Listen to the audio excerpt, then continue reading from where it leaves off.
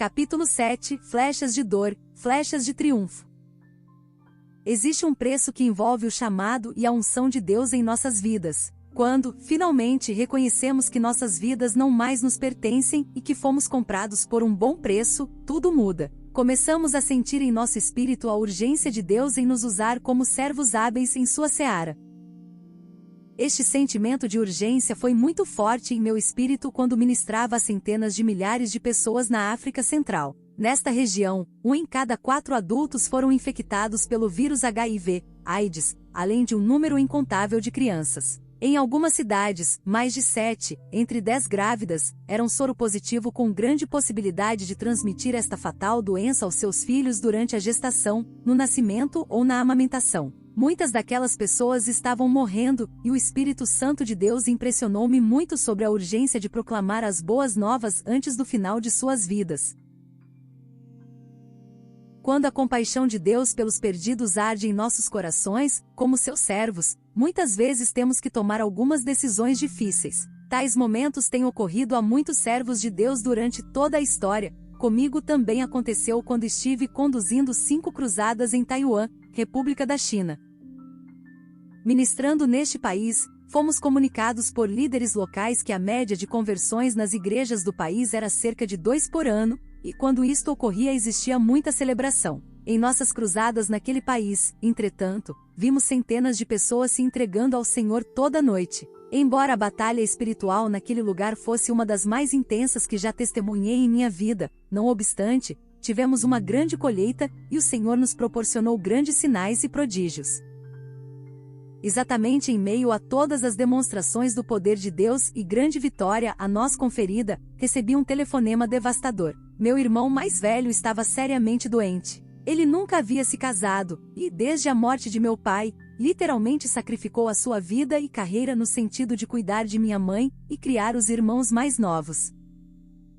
Eu havia orado muito por meu irmão há 2 anos e meio atrás quando ele ficou bem doente pela primeira vez e Deus, miraculosamente, o curou e o susteve. Desta vez ele estava prestes a morrer em Londres, Inglaterra, e tudo o que podia fazer era comunicar-me por telefone. O desejo do meu coração naquele momento era abraçá-lo fortemente, beijá-lo e dizer-lhe o quanto o amava. Senti uma grande necessidade de agradecer-lhe por sua fidelidade em cuidar de mim, porém eu estava comprometido. A cruzada que conduzia já tinha sido anunciada por 1 ano e meio. Centenas de pessoas estavam voando de Singapura e Hong Kong. Centenas de chineses já estavam sendo salvos, pessoas que nunca ouviram o Evangelho com poder. Então recebi a notícia que meu irmão tinha morrido.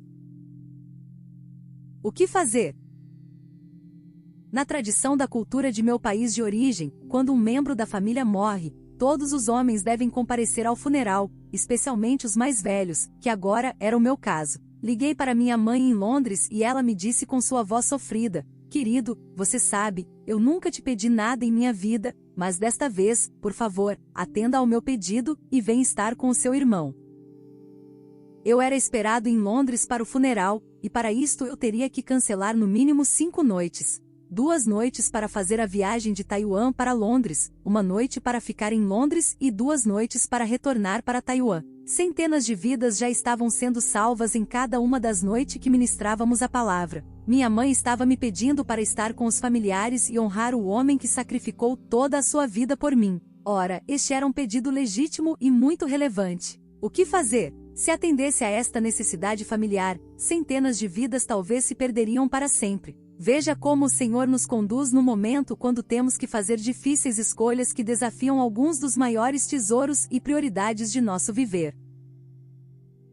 Eu tive que ligar para minha mãe novamente e dizer-lhe: "Mãe, eu te amo, mas eu não posso estar com você agora. Eu tenho que responder ao chamado do Senhor." Permaneci, portanto, na China e não fui no funeral de meu precioso irmão. Não posso descrever em palavras como me machucou ligar para minha mãe e dizer-lhe que ela estaria privada de minha presença. Apesar de todo o sofrimento de meu coração, a glória do Senhor foi sem medida naquela noite. Centenas de chineses se renderam ao Senhor em cada noite. Tenho certeza que um dia encontrarei com cada um deles no céu, mas tenho que confessar que tive que fazer uma dura escolha naquela noite.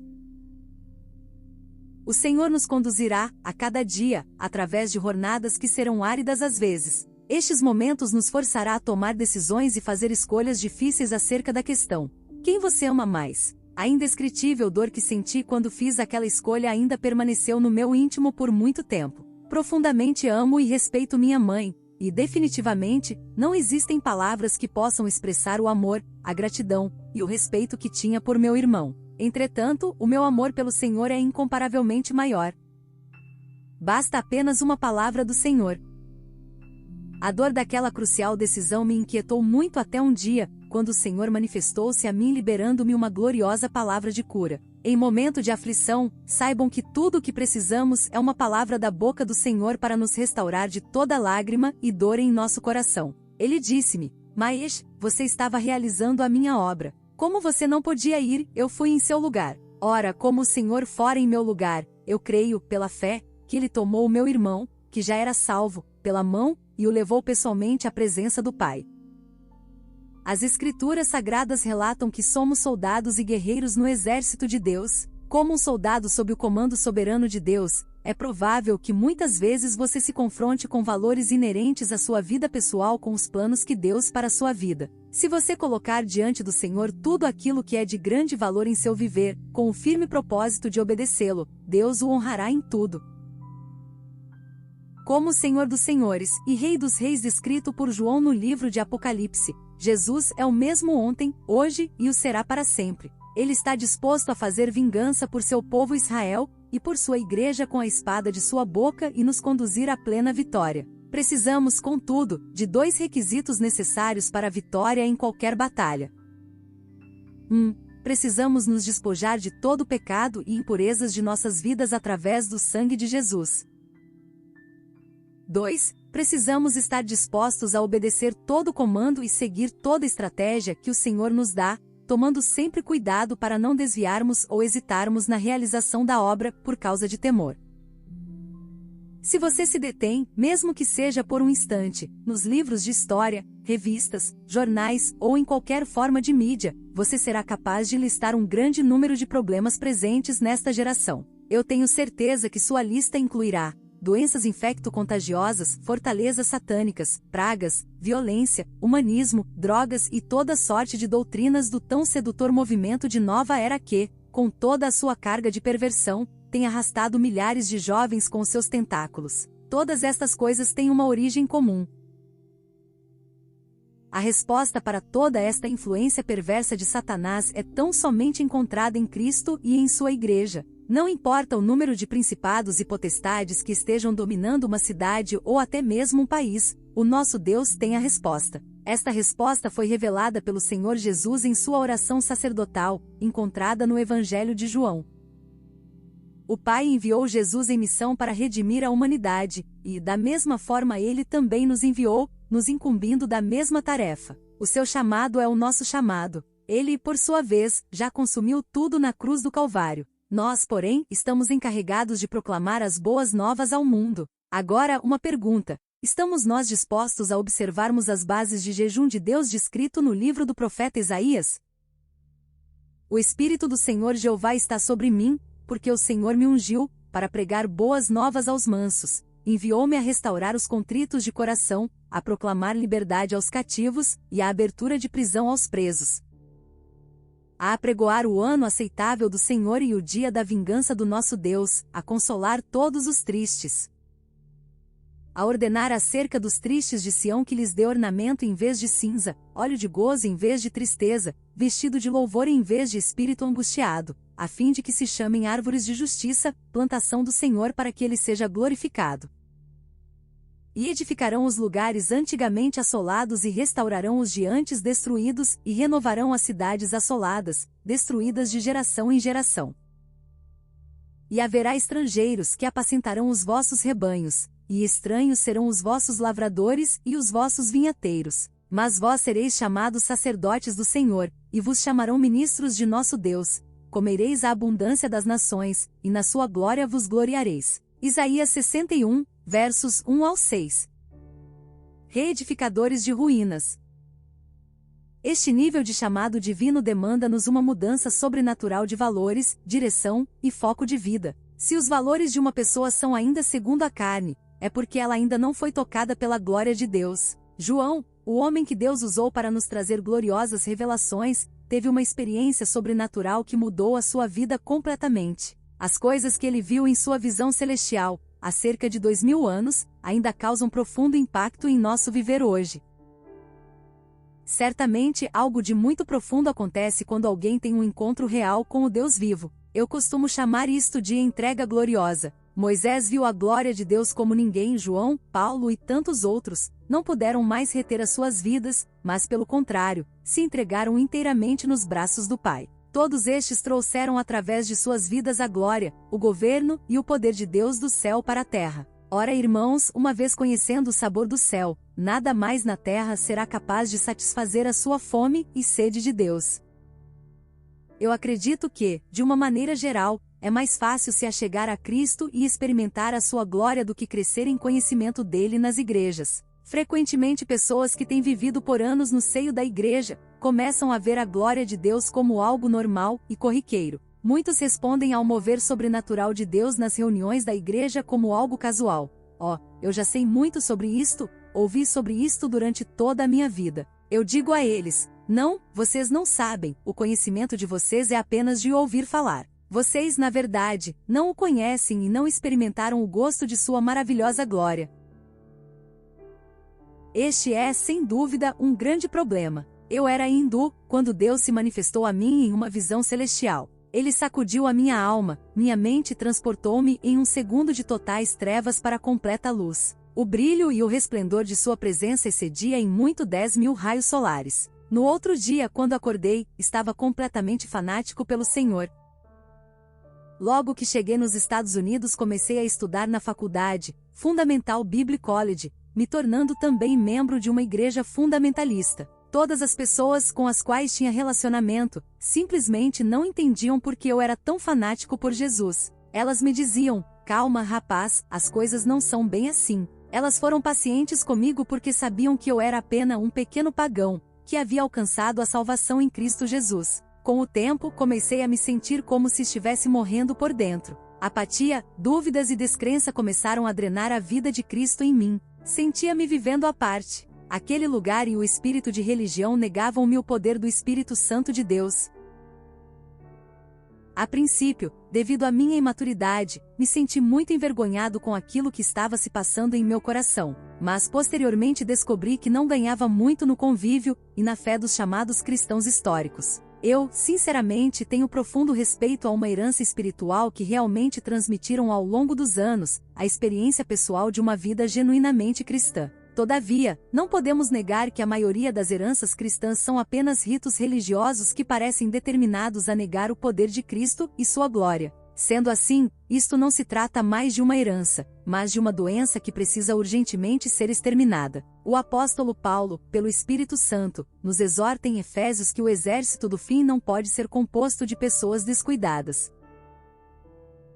No demais, irmãos meus, fortalecei-vos no Senhor e na força do seu poder. Revesti-vos de toda a armadura de Deus, para que possais estar firmes contra as astutas ciladas do diabo. Porque não temos que lutar contra a carne e o sangue, mas sim contra os principados, contra as potestades, contra os príncipes das trevas deste século, contra as hostes espirituais da maldade, nos lugares celestiais. Portanto, tomais toda a armadura de Deus, para que possais resistir no dia mau, e, havendo feito tudo, ficar firmes. Estais, pois, firmes, tendo cingido os vossos lombos com a verdade, e vestida a couraça da justiça, e calçados os pés, na preparação do evangelho da paz, tomando, sobretudo, o escudo da fé, com o qual podereis apagar todos os dardos inflamados do maligno. Tomai também o capacete da salvação, e a espada do Espírito, que é a palavra de Deus, orando em todo o tempo com toda a oração e súplica no Espírito, e vigiando nisto com toda a perseverança e súplica por todos os santos.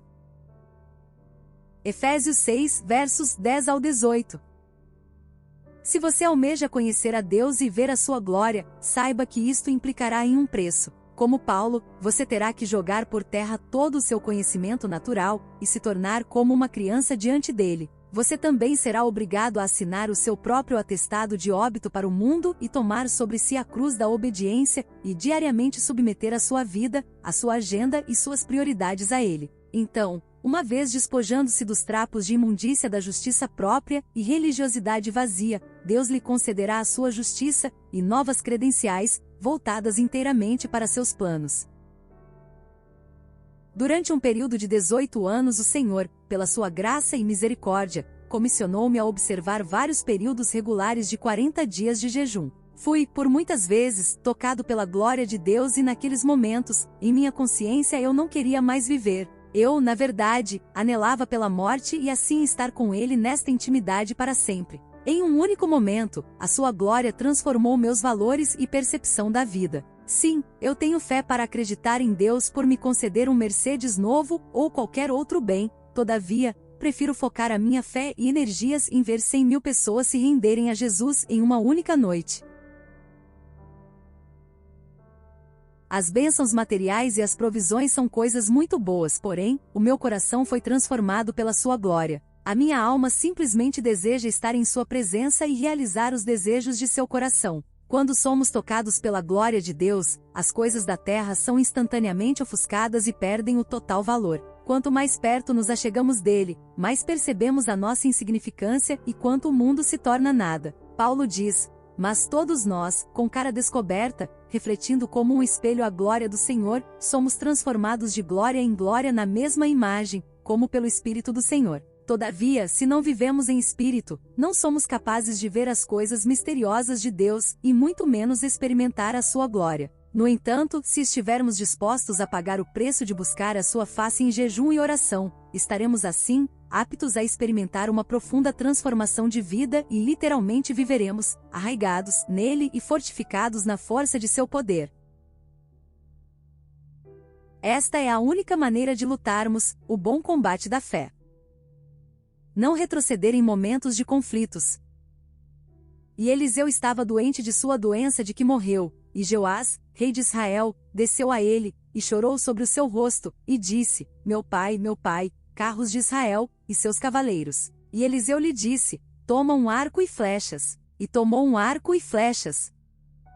Então disse ao rei de Israel: pões a tua mão sobre o arco. E pôs sobre ele a sua mão, e Eliseu pôs as suas mãos sobre as mãos do rei.